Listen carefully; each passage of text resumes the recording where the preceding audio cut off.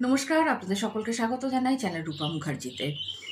আপনি কি কেন্দ্রীয় সরকারের কর্মচারী অথবা অবসরপ্রাপ্ত কর্মচারী? তাহলে আপনার জন্য একটি খবর আছে। যেরকম সকলে আশা করেছিলেন যে 2026 সালে জানুয়ারি মাস থেকে অষ্টম পে কমিশন হয়তো কার্যকর হবে, সেরকমটা নাও হতে পারে।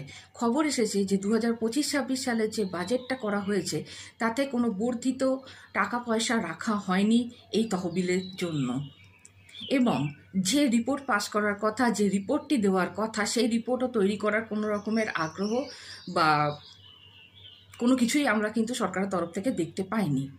আপনারা চাইলেই বিভিন্ন চ্যানেলে, মিডিয়াতে দেখতে পারবেন যে কি এই বিষয়ে কথাবার্তা চলছে। আমি কিন্তু অনেক তথ্য যাচাই করার পরে আপনাদের কাছে এই খবরটি নিয়ে এসেছি যে হয়তো এরকম সম্ভাবনা থাকতে পারে যে 2026 সালে জানুয়ারি মাসের পরিবর্তে হয়তো মার্চ মাস থেকে হবে। কারণ কমিশনের যে রিপোর্টটা করতে হয় সেটা বিভিন্ন ইউনিয়নকে, বিভিন্ন যে পেনশনের দপ্তর আছে তাদেরকেও দেখাতে হয়।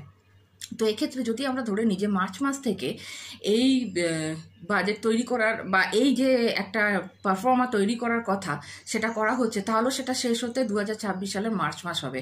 অর্থাৎ এর মধ্যে খুব কমই সম্ভাবনা আছে যে বর্ধিত হারে পেনশন ও বেতন আপনারা সকলে পাবেন 2026 সালের জানুয়ারি মাস থেকে।